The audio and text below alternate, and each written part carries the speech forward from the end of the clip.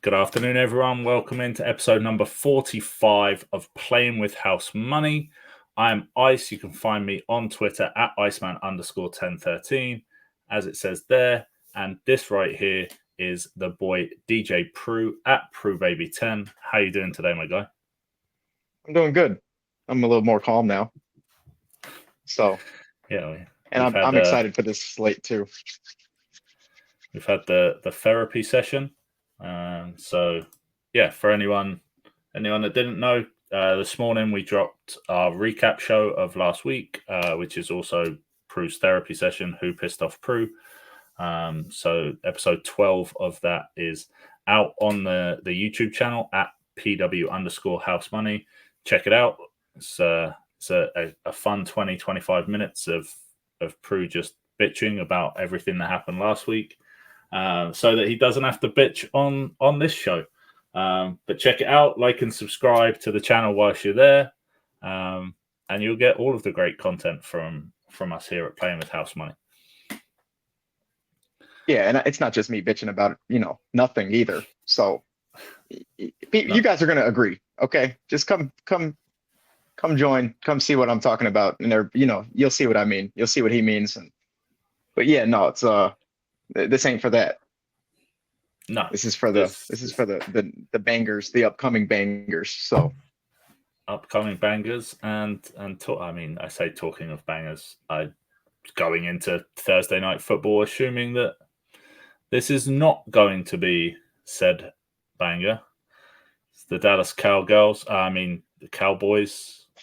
against the New York Giants. They were part of who pissed me off last week. It's not just you. Cowboys at Giants tonight. What do we reckon? What's going on? It's Dallas gave up 40 to New Orleans. So you never. Yeah. This is probably just going to be one of those horrendous Thursday games that we see. That's it. I kept it super simple with this one because it's like I don't even know anymore. Obviously, these teams on paper doesn't matter shit. But the thing that we do know is CeeDee Lamb gets the ball. If he doesn't get the ball, Dallas is not good. Dallas is not really that good when he gets the ball. So, he is. I would say in terms of where he was last season, certainly towards the end of last season, he's off it a little bit. He got his 10 targets in week 1. Only made 5 catches for 60 yards, but he's only had 7 targets in weeks 2 and 3, 4 catches in each. He went for 90 yards against the Saints, but they were trailing big time in that game, and he needed the deep ball from Dak. And then only 7 targets is crazy, though. That's plenty. Like it's that's no, plenty. I know, but that is plenty. But you would expect him, like end of last season, he was getting second half of last season when they came back off of their bye. He was like his lowest targets was 9 in a week. Yeah, he was consistently getting 14, 15, 16 targets and 10, 11, 12 catches. So at that time, they had completely given up on the run game too, though. Oh, this is true. And on top of that, and on top of that, the week 1 10 targets. The week 1 10 targets, I will say Dak is not looking accurate. He had like 3 just complete misses in those 10 targets too. So the 5 catches kind of made sense to me. But he's going to get the ball. I'll even take 7 targets this week because everybody's on the neighbors train. Love thy neighbors. Yep. Mm-hmm. And I just don't see it. I don't see him not getting doubled. I feel like he sees safety shade basically all game from here on out. To be honest, probably from here on out. To be honest with you, because I don't think Devin Singletary opens up I don't think he spreads out a defense well enough for neighbors not to be like the main key. So I didn't even look at Giants players. I'm gonna be honest with you. I had no reason to. I'm not relying on Daniel Jones getting anybody the ball. So CeeDee Lamb. It's funny because that's exactly what I've got written in there. in the What? script for the show, right? Oh, Of am I going to play the Thursday night football QB game again? Like I tried it last week with Josh, 2 weeks ago with Josh Allen, and he just didn't do anything. So I was like, am I going to play it again, especially as it's Daniel Jones? And I was just like, fuck yes, I am, because it's 200 passing yards against this Dallas defense. But yeah, I 100% agree with your point. I would actually be more likely to play like Wan'Dale Robinson 35 yards for minus 113 instead of Daniel Jones 200 passing yards for minus 113. Yeah, I like that. That minus 113 for 35 is actually that's juicy. Yeah. But at the same time, but especially as you say that Neighbors is very likely going to get coverage. He'll get he'll get safety shade. Yeah, he'll get safety shade. I don't think they'll put him on an island at all. Especially because you won't have to. You have Daniel Jones at quarterback. Like it's one of those things. But I will say, I feel like it's one of those Jake Ferguson weeks. Like not even a lot of yards, because you know how that goes. The man will have one catch for 8 yards and a touchdown. But I like CeeDee Lamb for 80 plus yards. It's not great odds. Don't get me wrong, guys. How would it be? It's the Giants. Honestly, I don't like anybody in this game going for 80 yards. But this is like the one thing that kind of has to happen, and I know we'll get the volume. So CeeDee for 80 plus yards and a touchdown is plus 112. I didn't really like the plus 112 for needing that much, especially with Jake Ferguson. With Jake Ferguson at plus 150 for an anytime touchdown. So with CeeDee for 80 plus and a Ferguson touchdown, I was at like plus 250, right around plus 250. I'll take that all day. Yeah, and for those people that have still got access to their FanDuel accounts, you're getting basically plus 230 on Jake Ferguson anytime anyway. All right, this is the second time this season that you've mentioned this. All right, let's just get the fan. I have to tell it for the people. I have to tell the people not to play it on DraftKings like you have to, because we get better value on FanDuel. If we're for that double for the CeeDee Lamb 80 yards and Jake Ferguson anytime is almost plus 500. So I'm not going to tell them to not play it on there. If they're going to play it, great. You told them how to play it, but they're going to win twice as much money as you because they're going to listen to me and play it on FanDuel because they can. Oh yeah, I need me a FanDuel bookie. Clearly, that's crazy. I'd take that all day. Yeah. So okay, so he's not wrong, people, but it's still screw FanDuel because that shit's crazy. But yeah, I think you'll see a lot of shop the lines, because if Jake Ferguson is plus 250 on Fanatics or BetMGM, and they give you the shop your lines. Don't just take it on the book that you play it on. Yeah, unfortunately, I don't even get to look at FanDuel, y'all. So, and I didn't shop this yet. I definitely will.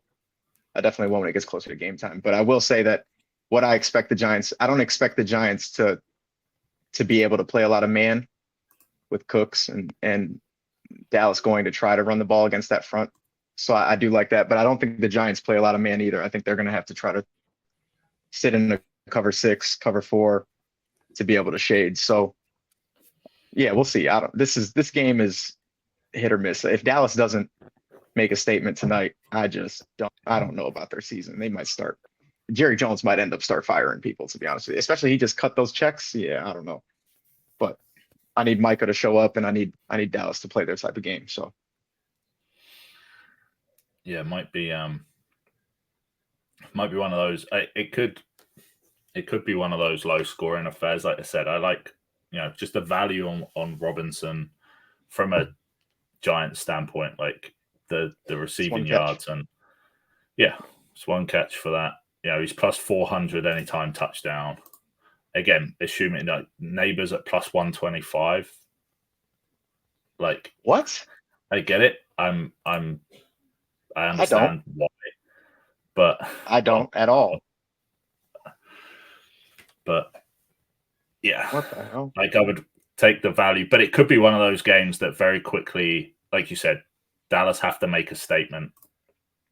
They have to do something, and if this game very quickly gets away from the Giants, then the likes of Kevontae Turpin, Jalen Brooks, like Luke Schoonmaker, like these guys, anytime touchdown value becomes huge at that point because they're going to be up 3 or 4 scores. What's Schoonmaker at? And I don't think that they get up 3-4 scores. I don't think it gets away from the Giants like that, but I do think kind of you'll see a lot of 12 personnel out of Dallas, I'd assume, because their run game is diminished. Yeah. What's Schoonmaker at though for any time? Plus 1,200. Oh man. Oh, I love that. That's my dart. That's easily my dart. So yeah. But yeah, I think I agree. Like this is not one I'll play the straight. They'll give me some dumb no sweat thing that we'll put together closer to game time. But yeah, I don't really like much in this game because again, like what Dallas defense turns up, what Giants team shows up. Like we're both due. We're due to get both of the teams turn up that we expected at the start of the season, which like can we say that? Dallas is, can we say that about the Giants? What we expect in the Giants that we expect? Yeah, well, I mean, it's not the Giant. That would be the Giants that did not turn up last week and win the game. That would be the Giants that get blown out. Is the Giants that I was expecting to turn up most weeks. I'm happy if the Giants score 17 plus. Yeah, well, I think the Giants are happy if they score 17 plus. Yeah, I mean, that's not going to be they still need to like learn how to hold on to the football. They had 3 fumbles last week, I think. They lost 2 of them. All 3, like Singletary, Eric Gray, and Daniel Jones all fumbled the football. Yeah, that's why Singletary's not in Buffalo with the winners. Well, yeah. But yeah. Yeah, it's not going to be the shootout game we want, but it's Thursday. And I don't think. Yeah, exactly. It's Thursday. It's not the focus. But I see you like. Oh yes, Sunday. I didn't write mine down for. I have my 3. You got 3 for Sunday. For Sunday, yeah. But what have you got? You got a nice 4-leg. I see. What have you got cooking there? Yeah, so it's Rams Bears. Yay. With how the Bears run defense has looked, and just how the flow of the game has went for them, I think Kyren Williams just has another masterclass. That kid's McVay. I swear, I think McVay would give him 40 touches if he could, and not have to see, OSHA come to his office. So I like Kyren Williams over 96.5 rushing and receiving. It's minus 115. His rushing line by itself, I want to say, is 76. So I wasn't going to get good enough odds to make me only need the rushing, because obviously the Rams are hurt. They have injuries everywhere right now. So I just think, like, me personally, I think the 96.5 is a little more, a little safer, even though he's not a huge receiving back. I mean, like, he gets them, but he's not like, it's not like Alvin Kamara getting 4 or 5 catches almost every week, Breece Hall and stuff like that. But I do like the matchup for them to have to try to run a couple swing routes, a couple checkdowns to him. And then obviously they're going to run the ball the way that they run the ball. I mean, it's with the gaps that we've seen right now against Chicago. I think it's just one of the plays I really like. And then, man, Sammy Darnold, holy hell. What a start to the season he's had. It's like you go to San Francisco, you come back, you can play quarterback anywhere. So it's Packers Vikings. Sam Darnold for 225 yards plus is minus 120. I love that, only because Green Bay's been hanging a lot of points. Minnesota, what Brian Flores is doing right now is psychotic, to be honest with you. Like, I saw two corners drop into cover 2 and played the 2 safety spots instead of playing the flats. It was incredible. It was like art. Hang it in the Louvre. But Green Bay's still hanging a lot of points. They're keeping the tempo up. So I just think, I think Minnesota's going to have to be able to throw the ball around, especially if, Green Bay scores early, or if we get some points early. 225 yards right now isn't much when you have Justin Jefferson and you got those guys out there spreading the field. So I love that at minus 120. Yeah, sadly, as a Bears fan, I'm rooting for the kid, but Justin Fields is 3-0, which I love to see. Yeah, I just wish we weren't garbage right now. They play the Colts. Obviously, I just saw the Colts live. They have a lot of gaps. They have a lot of gaps in their secondary. One of the Colts fans told me like their entire back seven was drafted in round 3 or later. And it definitely showed when you saw Rome Odunze running literally wherever he wanted wide open. So I like George Pickens for 50 plus at -135 because you can tell him and Fields have gotten some chemistry. That's obviously the first guy he's looking for, and he loves throwing that back shoulder on the sidelines. So I love that at -135. And then it seems like CJ Stroud's going to get his best friend the ball no matter what right now, even when he's not the star or he's not like the leading receiver. Tank Dell at 40 plus yards is -165. I think he was like their 4th leading receiver last week, and he had over 40. So I'll take that all day. Those four legs as a parlay is +858 right now on DraftKings. It's obviously I didn't check FanDuel because I can't, but I'm sure when you do, it's gonna be a little better. Yeah. Can't check them now because definitely the Kyren line is not out. There's no lines in that game. That's one thing I will say is DraftKings is probably the best one with it, but they get lines up early even when they have to start adjusting stuff. But I'm gonna check ESPN Bet as well because I know that they've been good to me on the rushing and receiving, and then also on receiving yards. So I'm gonna check that too. So one thing that I'd said to you that I'm gonna start doing this season is picking 3 underdogs every week on the money line. Just in memory of yeah. I have to know one of them. Is the Dalton revenge game on there or what? The Red Rocket revenge game on there or what? I mean, he's not. He's not. Oh, I'm so disappointed. But at the same time, you're going to get 2 weeks in a row? Probably not. Yeah, so. That's why I didn't go with them. Like you've mentioned 2 of the 3 already, or 2 of the 3 games, and I'm half tempted with what you're saying about one of them. I don't know which way to go. The Minnesota Vikings are underdogs going into Green Bay, +120 on the money line. Yeah, exactly. That's what I thought. I don't know. People are thinking, are we thinking, I don't know, Jordan Love is back? That's why.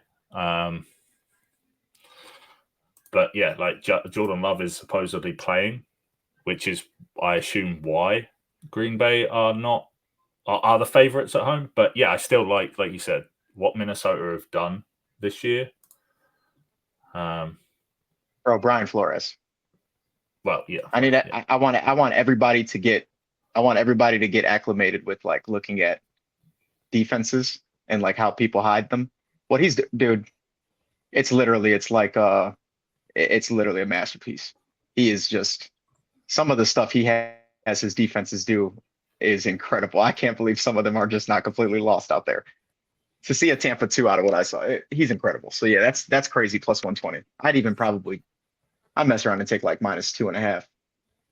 Yeah, at +150 or something like that. So that's a good one.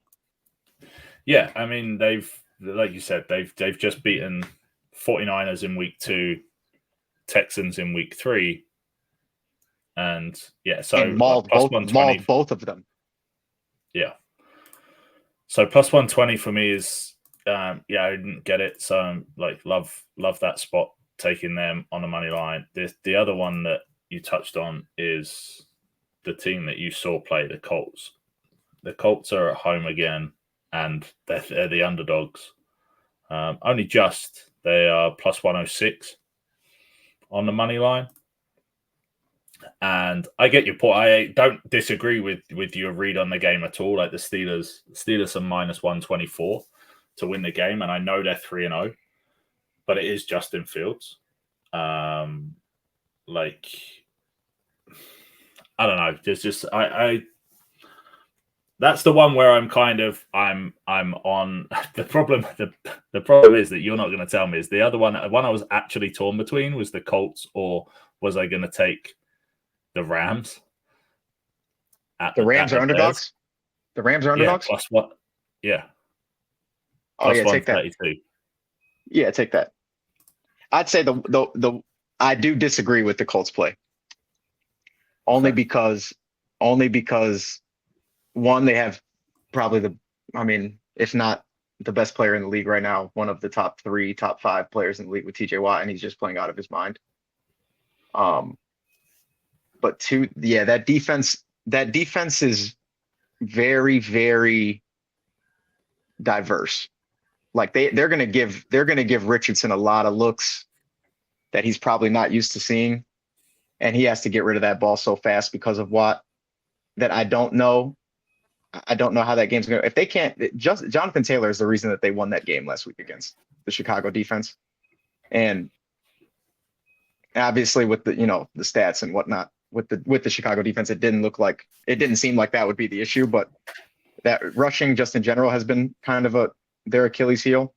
I don't see Pittsburgh not like they're going to put 7 in the box and kind of play a base they're probably going to play a good base zone and try to hide a lot of stuff and then just make sure that they're not able to just run the ball off first read with 7, 8 in the box.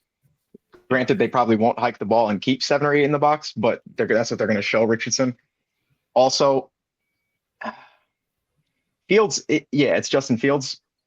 He's not going to, his stats aren't going to jump off the page, but he's not turning the ball over. And that's just been the biggest thing for them. When you only have to score more than 14 points to win the game, it changes a lot. And I don't think they'll need much more than 17 this week. That Colts offense it's good when he can chuck a couple deep balls, but having to play them in the trenches and for the longevity of the game, yeah, I do like the Steelers in that. I like the Steelers much more every week than I used to. I'll tell you that much. And then I know you mentioned like we talked about Jaden Daniels in Who Pissed Off Pru. Not Jaden Daniels pissing you off, just the he's been lights out. The media and people with their Twitter fingers online saying what they have, but they go to Arizona this week, Sunday afternoon, and it's going to be a tough game, obviously going on the road, but I just think Cliff Kingsbury revenge game. What? Cliff Kingsbury revenge game. Oh yeah, well there you go. There's your revenge game. You didn't even think about that. One. Yeah, they're playing lights out. Shout out to Washington, man. They're playing incredible. And they are plus 156 on the money line. That's So, hey, people, put those in. You could even run all 3 of those as straights. To be honest with you, you could even run the 4. Yeah. Put those in now before they change before Sunday, because there's no way in hell. There's just no way we're getting all of those at plus money again. I think all weekend, personally. Unless I'm seeing something I'm not, unless they're seeing something I'm not, or there's people that are not going to end up playing, I don't see how any of those 3 are underdogs. So, but they're the 3 they currently are. So we're taking them, locking them in. Plus 1,200 is the parlay for all 3 for the Vikings, the Rams, the Commanders.